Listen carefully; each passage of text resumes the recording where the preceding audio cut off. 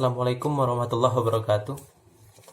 Perkenalkan, nama saya Ade Agung Muhtar, NIM 105170365, IP semester 6, lokal A. Jadi di sini saya akan menjelaskan sedikit mengenai keuangan negara, mulai dari definisi, azas-azas, dan juga ruang lingkup. Yang pertama mengenai definisi keuangan negara. Mengenai keuangan negara, definisinya, keuangan negara adalah segala atau semua hak dan kewajiban negara yang dapat dinilai dengan uang, serta segala sesuatu, baik berupa uang maupun barang, yang dapat dijadikan milik negara. Dalam Undang-Undang Nomor 17 Tahun 2013 tentang Keuangan Negara, ada beberapa sisi pendekatan yang digunakan untuk merumuskan keuangan negara. Pertama, dari sisi objek.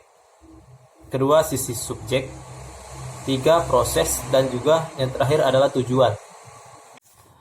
Baiklah, berikutnya saya akan membahas mengenai azas-azas umum pengelolaan keuangan negara.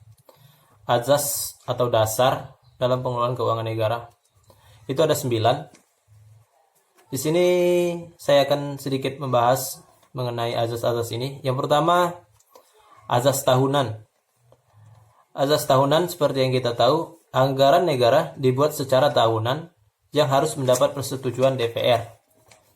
Yang kedua, azas universalitas atau kelengkapan. Diartikan memberikan batasan, tidak diperkenankan terjadinya percampuran antara penerimaan negara maupun pengeluaran negara. Yang ketiga, azas kesatuan. Mempertahankan hak budget dari Dewan secara lengkap, berarti secara pengeluaran harus tercantum dalam anggaran. Yang keempat, mengenai azas spesialitas. Yang keempat, azas spesialitas atau mensyaratkan bahwa jenis pengeluaran dimuat dalam mata anggaran tertentu atau tersendiri dan diselenggarakan secara konsisten, baik secara kualitatif maupun kuantitatif. Dan yang kelima, azas akuntabilitas atau berorientasi pada hasil. Setiap penggunaan anggaran wajib menjawab dan menerangkan kinerja organisasi atas keberhasilan ataupun kegagalan suatu program yang menjadi tanggung jawabnya. Yang keenam, azas profesionalitas. Tentu, segala pengelolaan keuangan negara ditangani oleh orang-orang yang profesional di bidangnya. Yang ketujuh, azas proporsionalitas. Pengalokasian anggaran dilaksanakan secara proporsional pada fungsi-fungsi kementerian atau lembaga sesuai tingkat prioritas dan tujuan yang ingin dicapai. Yang kedelapan, azas keterbukaan. Dalam pengelolaan keuangan, mewajibkan adanya keterbukaan dalam pembahasan, penetapan, dan juga perhitungan. Yang kesembilan, atau terakhir, mengenai azas pemeriksaan. Azas pemeriksaan keuangan oleh badan pemeriksaan yang bebas dan juga mandiri. Baiklah, berikutnya yang akan saya bahas mengenai dana desa dan dana pilkada yang digunakan untuk penanggulangan pandemi COVID-19. Seperti yang kita tahu, COVID-19 yang sudah terjadi beberapa bulan belakangan ini cukup berdampak besar ataupun sangat berdampak besar terhadap sektor-sektor baik ekonomi, sosial, dan lain sebagainya. Bukan hanya di Indonesia, melainkan di dunia ataupun negara-negara lain.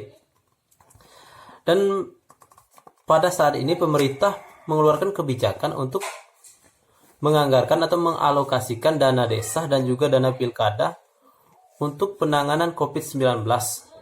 Dan muncul pertanyaan, tepat atau tidak? Menurut saya, yang dilakukan oleh pemerintah ataupun pengalokasian dana desa dan dana pilkada itu sudah cukup tepat. Kita tahu berapa banyak ataupun berapa kerugian yang sangat besar akibat COVID-19 ini, yang membutuhkan dana yang besar pula untuk penanganannya agar tidak berkepanjangan. Mengenai dana desa, tentu setiap penganggaran atau pengalokasian harus ada dasar hukumnya. Di sini kita sudah tahu pemerintah mengeluarkan Perpu nomor 1 tahun 2020 tentang kebijakan keuangan negara dan stabilitas sistem keuangan negara untuk penanganan pandemi COVID-19. Dana desa tahun 2020 ini terdapat alokasi anggaran untuk pencegahan COVID-19. Dana ini dapat digunakan sesuai dengan kebutuhan masing-masing desa untuk menangani COVID-19. Tentu, pengalokasian dana ini atau pencairannya pun tidak sembarangan, harus melalui beberapa persyaratan agar tepat sasaran dan juga tidak terjadinya korupsi dan lain sebagainya. Ada beberapa persyaratan untuk pencairan dana desa yang harus dilakukan oleh pemerintah desa ataupun kepala desa. Yang pertama adalah RPJMdes, Perdes, RKPdes, Perdes APBdes, LPJ Desa tahun lalu, dan juga LPPD, dan lain sebagainya. Ini merupakan syarat penting agar dana yang dialokasikan itu dapat dicairkan dan dapat dimanfaatkan oleh desa-desa. Bukan sembarangan ataupun hanya pencairan semata, tapi harus beberapa syarat yang harus dipenuhi agar dana desa tidak digunakan sembarangan. Dan persyaratan itu harus disiapkan oleh kepala desa ataupun pemerintah desa agar dana tersebut dapat dicairkan. Berikutnya mengenai dana pilkada yang digunakan oleh atau dialokasikan oleh pemerintah, baik itu sudah disetujui oleh KPU dan juga DPR. Kita tahu pada tahun ini 2020, tepatnya tanggal 23 September nanti akan terjadi pilkada serentak dan terbesar sepanjang sejarah Indonesia yang melibatkan kurang lebih 270 daerah. Dana tersebut disepakati oleh KPU dan DPR bahwa dana pilkada akan dialokasikan untuk penanganan COVID-19. Kalau menurut saya ini sudah cukup tepat. Kita melihat dari berbagai sektor butuh dana yang sangat besar dalam penanganan kasus ini atau COVID-19 ini agar tidak berdampak ke banyak sektor lainnya atau ke sektor-sektor lainnya.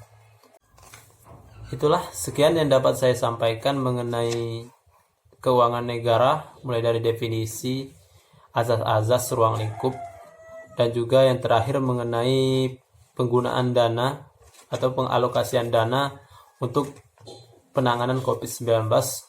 Kurang lebih saya mohon maaf. Akhirul kalam, wallahul muwaffiq ila aqwamit thoriq. Wassalamualaikum warahmatullahi wabarakatuh.